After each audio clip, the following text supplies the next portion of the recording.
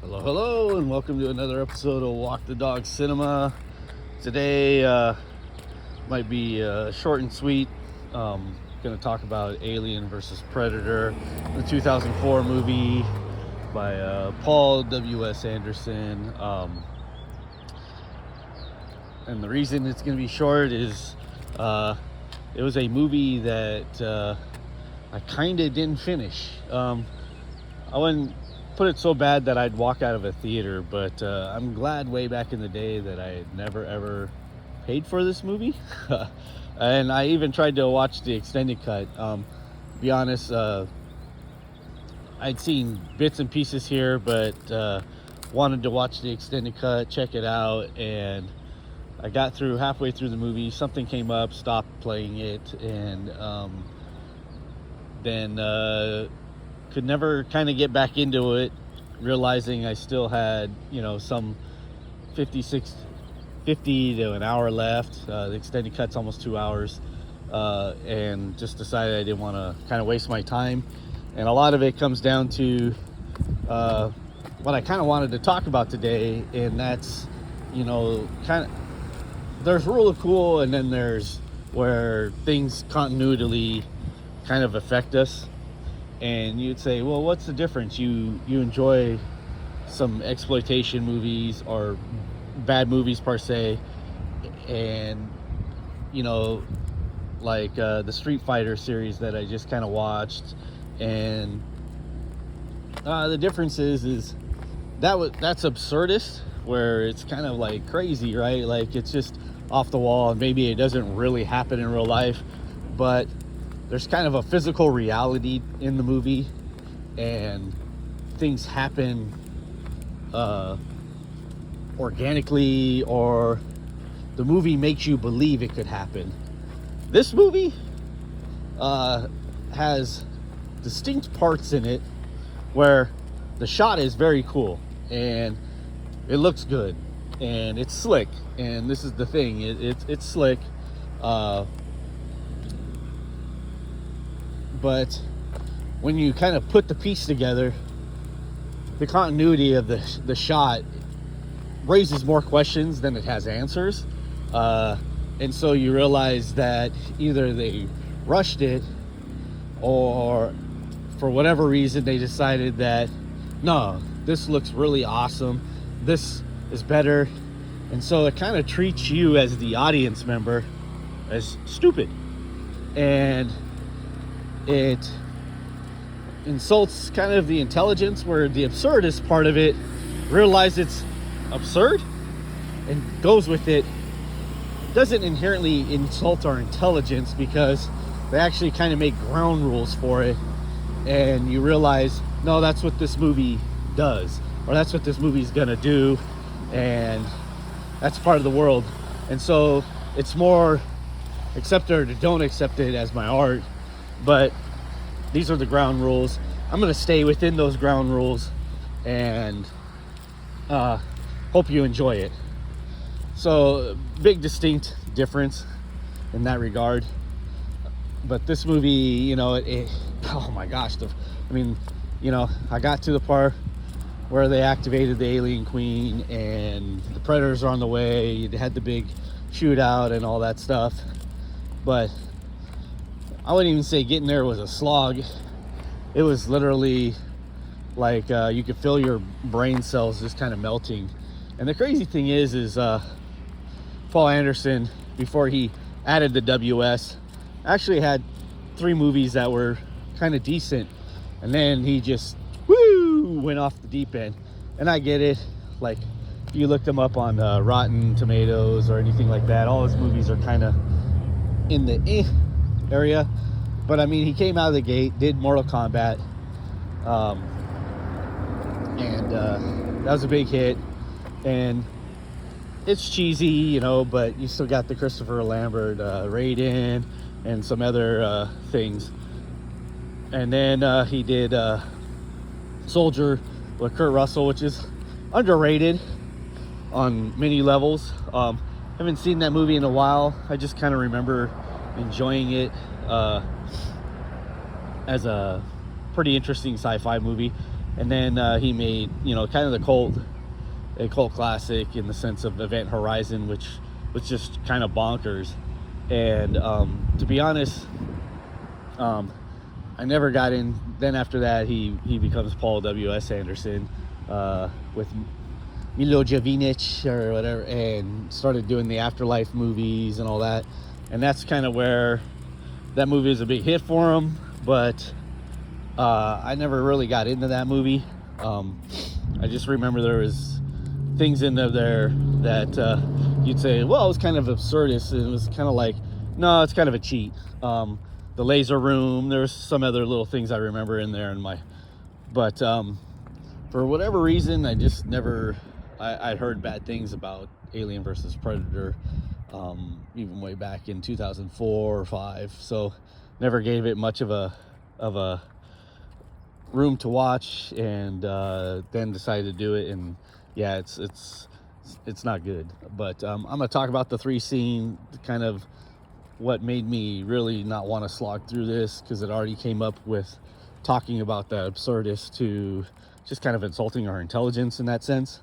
And I call it the rule of cool, just to have a cool shot, but has no continuity meaning or any real weight to it. So, I know Paul Anderson, I think, came from like the MTV music video, and so his movies do look good. No doubt about it. He knows how to light things and get all that all really kind of ingrained, but he's slick, or he turned into slick. Like I said, he kind of came out and had 3 decent movies, though, until he did and maybe this is the change, until he did Resident Evil. He kind of came out, had a great movie in Mortal Kombat. Then the next 2 movies actually didn't do that well in the theater, and maybe he felt he invested too much time. I don't know why his directorial style kind of evolved and changed into that slickness. But then he didn't make good movies, and I get it, he made a little bit more money, but anyhow, I just get confounded. It's an interesting kind of way you see how he transitioned in that. But the movie has plane overhead, has a shot at the very beginning that shows the Wayland satellite. Looks like an alien queen. Sulfurious is kind of cool, but at the same time it's so sulfurious that you kind of go, what was the point? It's just, again, to look cool and to remind us that we're watching an Alien Predator movie, which we already know because the title is Alien versus Predators. Like I said, it's kind of like, okay. But the biggest aspects of it is, we meet our main character ice climbing. And this is kind of where it really just annoyed me. She's ice climbing. She has her cell phone on her, which you would be scared with avalanches. But you can kind of forgo that. The movie says, don't worry about that. Okay, whatever. Again, that could be absurdist. But she's ice climbing, and she's talking to someone who's hiring her basically to find this pyramid. And as she's on the phone, like, oh, well, let me get down from this mountain kind of thing, and then you can pick me up or whatever. And as she kind of comes up over this ridge, it's like, oh, don't worry about that. And mind you, I think she almost just fell. And there's the dude with the armed guards and a helicopter sitting on the ridge, and she's like in shock that this guy was there. Now, mind you, and this is what I mean, the shot was kind of cool as she comes up over the ridge, and there he is, and he's got the phone, and it's like, does a kind of, 90s quip, early 2000 thing, click, and a lot of movies kind of did this around then. But, when you look at it, you wonder, how'd the hell the helicopter get there quietly? Like, they literally flew over her. It literally had to, like, there's no such thing as a stealth helicopter, first and foremost. But even if there was, that made no sound, it still is super close. It creates wind. It does all of these things. There's no way she misses it. Like the relative vicinity, you like I said, you could come up with all sorts of absurdist things how it got there, I guess, if you want to. But there's no ground rule. There's you know, it immediately pulls you out of the movie. At least for me, this is kind of a really where I do nitpick. It's one of those things that if I see it, holy moly, and you don't address it in the film in one way or another, and you just forego it, it insults my intelligence in that sense. I'll put up with absurd things, you know, like the Evil Dead movie, the Sam Raimi. He is crazily absurd, but everything in Evil Dead 2, even though it's kind of comedy and absurd, and I'll even say Peter Jackson's Dead Alive is completely absurd, but the ground rules are set and it stays in it. You know that you can't just use a lawnmower the way they use in real life. In that sense, it would break down and all that. It's completely absurd, but within the movie's universe you can, and it sets it up, and it kind of uses it, but it stays in that level, stays in that tone. It you know, Evil Dead 2 stays in those tones. It kind of Three Stooges things, but everything is grounded in the movie universe's reality, period, end of story. It doesn't cheat it. What you see on the screen is real, or this, and it isn't a cheat. Doesn't insult our intelligence. It doesn't take it for granted, or just set up a scene like this could be cool. And so it's so egregious for me. But anyhow, so there's that.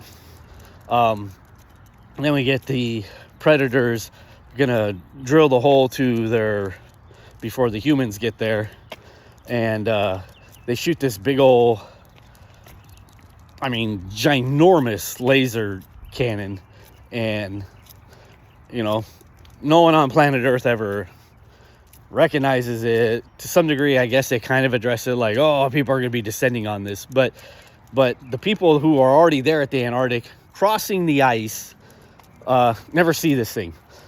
And I mean, it drills a hole in the crust of Antarctica. It's ginormous.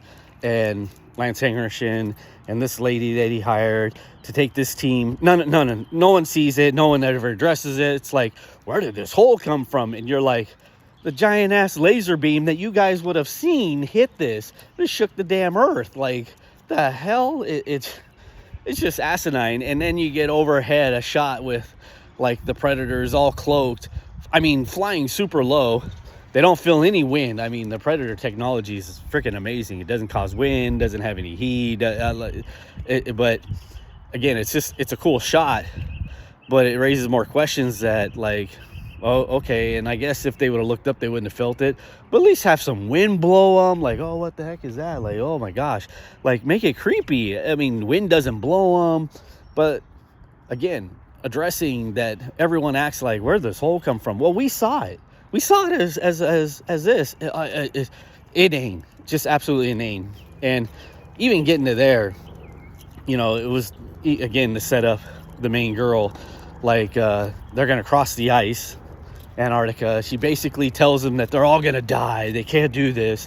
This is so dangerous getting to this place where they think they're going inland on Antarctica. No one else can do it. I mean, they go on, and she's not going to do it because she's not going to be responsible for everyone's death. And then when they do the ice journey, it happens in like 1 minute. Completely sulfurious. Waste of time to set up this girl that she is some great. I mean, nothing happens. Nothing. They literally get to their destination. No one dies. No one nothing. Even an extended edition doesn't have anything. Like nothing. Nothing happens. So you get this whole 5, 6 to 10 minute part setting up how great of a guide she's going to be and how everyone needs her to guide them across Antarctica. And she's not challenged about her skills or anything. There's no peril. It's like they get off the boat, walk across, and there they are. And the only peril that they're at is now the predators come and start taking them out as they have climbed down into the pyramid. And of course you get the pyramid guy who knows ancient cultures, and he's got some just insane dialogue where he looks at a couple pictures and like, oh my gosh, this is the first civilization of pyramid. Like, the movie just insults your intelligence left and right just to be cool, just to set up characters like in such a beyond broad it was maddening, so maddening. So I didn't get through it because it's pretty bad for me. But great conversation about, like, for you, what's worse, absurdist or insulting intelligence, rule of cool, where something's just cool just to be, but it's just absolutely dumb. I always come into like superhero movies sometimes when they do the superhero pose in certain situations, like that's the rule of cool, and it's just dumb. Avengers Endgame kind of has a sequence that they could have done it much better with the woman sequence part where they all kind of line up. Like, I always think to that thing, it upstages Spider-Man, which is like Marvel's cash cow, right? To get this cool shot, which they could have done somewhere else in the scope of this massive battle, and then the women kind of proceed to get their butts whipped all over the place, and you think, what was the point? Like, you got a cool shot of all the Marvel women just to smack them around because they weren't going to end Thanos's thing. It was all set up to have Iron Man like that.